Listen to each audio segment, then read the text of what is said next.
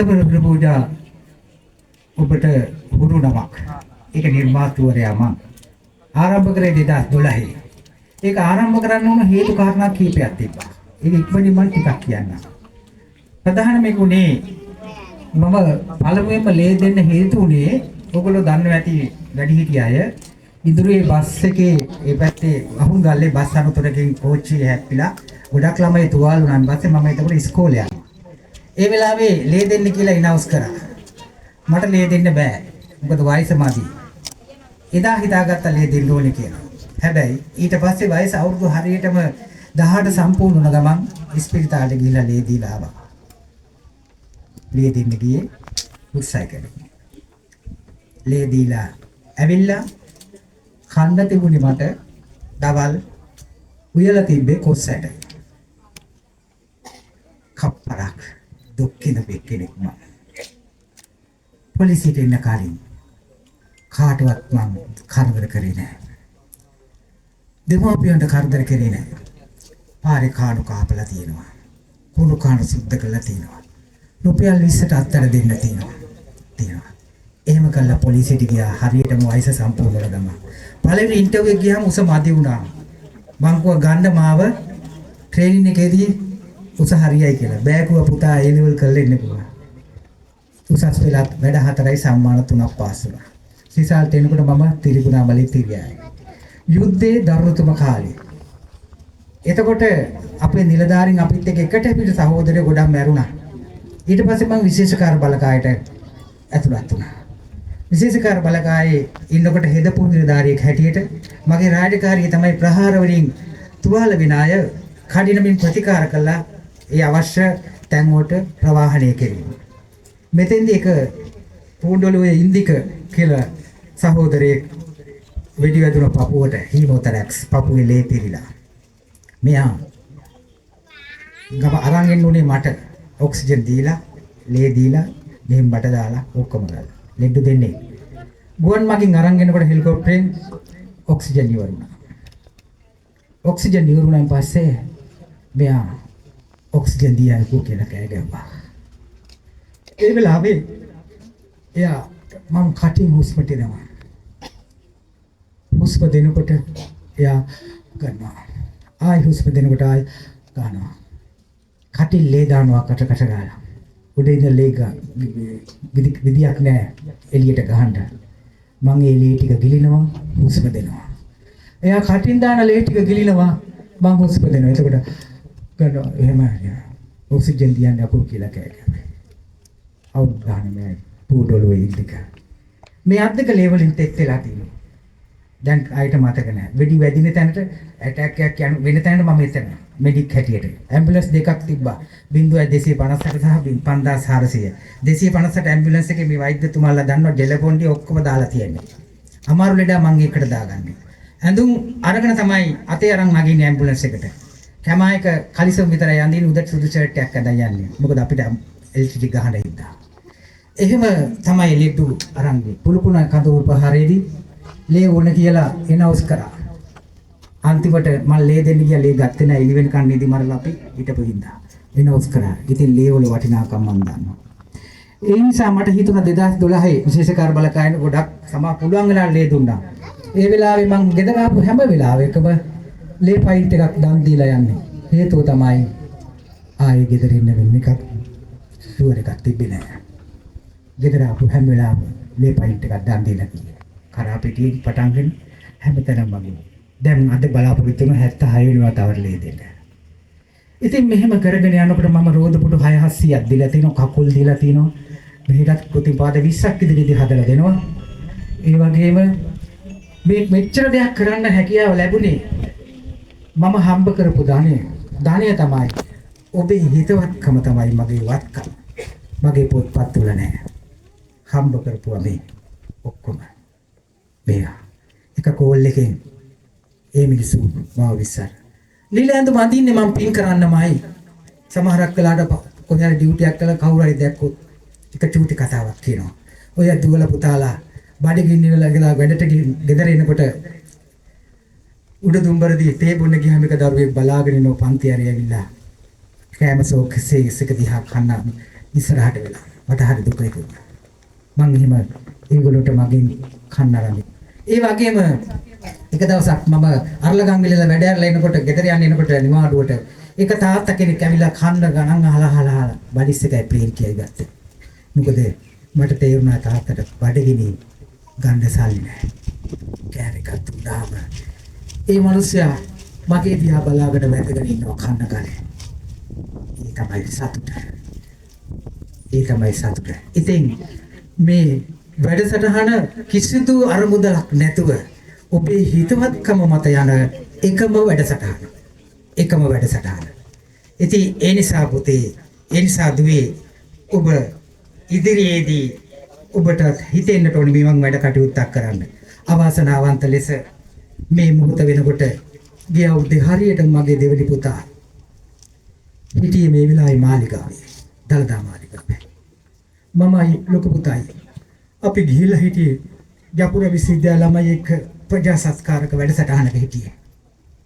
ඒ වෙලාවේ මට දවල් පණිවිඩය එනකොට පුතා කෝච්චිය හැප්පුණා කියලා මට පල්ලෙහාට බෑ ගන්න පාර මතක වුණා. පරිපෙළ මතක වුණා. මිනි ට්‍රක් බනම් පටවපු මට කුණු වෙච්ච මිනි පටවපු මට ඒ පණිවිඩය ඇහුව ගමන් මට පාරට බහින්න පල්ලෙහාට බහින්න පරිපෙළ වයවන්න බැරුණා. ලොකු පුතාත් එක්ක තමයි මම තින්නේ. ඒ සුවඳ තාම තියෙනවා. පුතා ගිහිල්ලා වදාගත්තා. ඒ සුවඳ තාම තියෙනවා. ඉතින් මේ කරන්නේ මං කිසි දෙයක් බලාපොරොත්තු වෙන්නේ නෙවෙයි. අද මේ ආවේ දවස් 4ක් නිවාඩු දාලා. මම කවදාවත් කිසි කෙනෙකුට හිංසාවක් කරන්න, වෛරයක් කරන්න, බාධාවක් කරන්න කැමති නැති පුද්ගලෙක්. මේ පැඩතරහනේ මං කිව්වේ මේක සෝමාවතී කරන්න හිටියේ. මං කිව්වේ එහෙනම් කිසිම මිනිසෙකුට හිතක් රිදෙන්න බෑ මේ වැඩසටහන. උතුම්මයි එකතු කරගෙන තියෙන්නේ. ගොඩක් අය ඇහුවා මගෙන් මං කතා කළ වාසි මහත්තයාගෙන් ඇහුවා මේ වැඩසටහන මෙන්න මෙහෙම එක්කෙනෙක් කතා කරා මෙයා හොඳයිද? එහෙම තමයි ගොඩක් වෙන්නේ.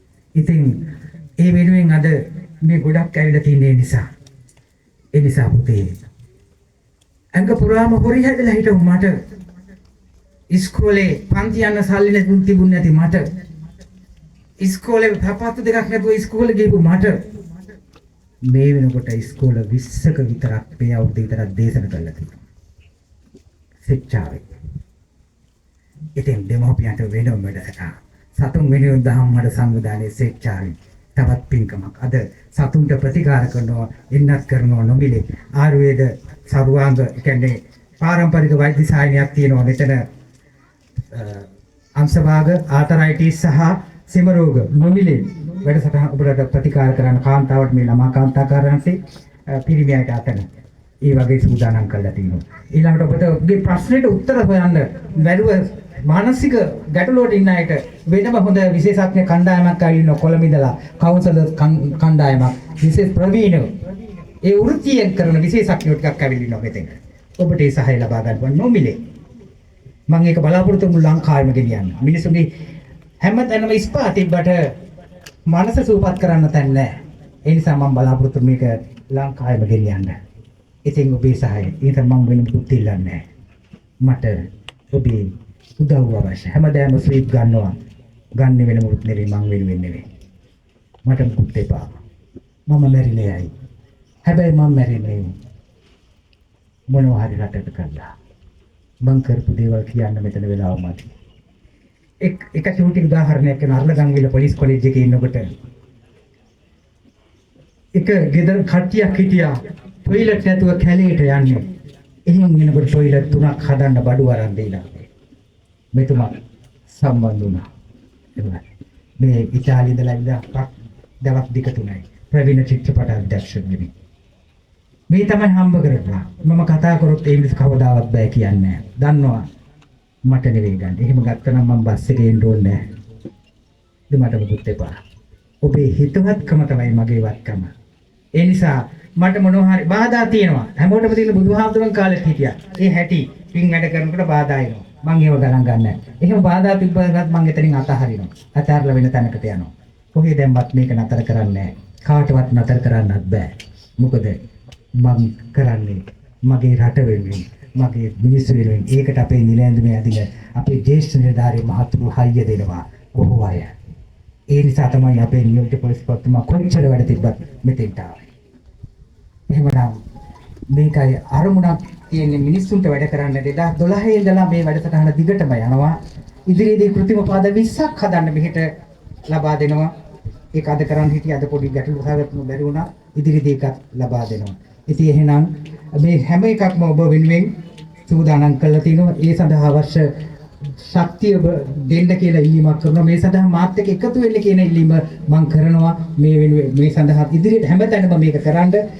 හැබැයි උතුම් අය කිව්වට අනිත් අය මේකෙන් හැදෙනවා නම් එකතු වෙන්න පුළුවන් වැඩි වැඩි නොකර.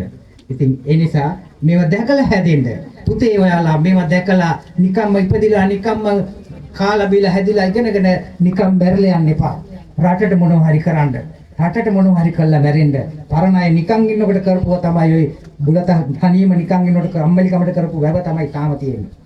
ඒ නිසා ඔයගොල්ලෝ මොනවා හරි කරන්න. මේ රට වෙනුවෙන් මේ අපේ අය වෙනුවෙන් මොනවා හරි කරන්න හැකියාව ශක්තිය ධෛර්යය ඔබට ලැබේවා කියලා ප්‍රාර්ථනා කරමින් මේ කෙටි වචන සල්පය මම අවසන් කරනවා. තව ඔය කටයුතු බොහොම තියෙනවා. මාත් එක්ක එකතු වෙන්න කියලා ආයාචනය කරන ඔබ සියලු දෙනාගේ. මාත් එක්ක එකතු වෙන්න මේ ගමන යන්න හැමතැනම මට හොඳ බිරිඳක් ඉන්නවා. දරුවෝ 3 දෙනෙක් හිටියා. දැන් ඉන්නේ දෙන්නයි බුදු පුතාලා 3 දෙනෙක්. මම පුතාලට එක වචනයක් කියනවා. මෙතන ඉන්න ලොකු පුතා මේ වීඩියෝ කරනවා. චූටි එක්කෙනෙක් ඇවිල්ලා ඉන්නවා. 3 දෙනාම පුතේ කිසි දවසක සල්ලි ඉල්ලලා කරදර කරන 3 දෙනෙක් නෙවෙයි මට. දැන් ඉන්නේ දෙන්නයි. කිසි දවසක තියෙනවා නම් අරන් දෙන්න කියලා. එහෙමයි මේ දෙමාපියෝ දැනගන්න ඕනේ. දරුවන්ට කියලා දෙන්න තමන්ගේ පොකට් එකේ තරම දරුවන්ට කියලා දෙන්න ඕනේ. ගොඩක් අය මේ කිසි දෙයක් ඉල්ලන්නේ නැහැ. ඒකයි මං කිව්වේ ඔය නැති වෙච්ච පුතා ත්‍රිපිටකය ගෙන්නලා කියවලා අපේ පොලිසිය අයත් කියපු නැති නීති පොත් පවා කියපු එක්කෙනෙක් මගේ කියවලා ජීවිතේ තේරුම් ගන්න හිටියේ මහාන වෙන්නේ හිටියේ. ඉතින් ඒකයි එයා දාලා ගියා. මේකෙන් දුකෙන් ඒ නිසා මම ප්‍රාර්ථනා කරන්නේ. මම මේ ප්‍රාර්ථනාව කරන්නේ මගේ නුවණට. පහුගිය දවස්වල හැමතැනම මෙහෙමයි. මට මේ හත්තිය දෙන්නේ වදකබාරියක් නෙවෙයි ඉන්නේ. බුදුන් දැක නිවන් දකින්න කියලා දැන් කියන්නේ පුතාට මගේ නැතුණු පුතාට බුදුන් දැක නිවන් කියන මම පුතා බිරිඳට කියන්නේ හැමතැනම මේ පිනෙන් නුඹ පිරිමියෙක් වෙරන් කියලා. හැබැයි දැන් කියනවා පිරිමියෙක් කියලා බුදුන් දැක නිවන් දැකපන්. ඒ සසරේ මාගේ පිටිපැත්තෙන් ඉන්න කියන්නේ මම. මේක මුදාහරින් මිදෙන්න කියන්නේ.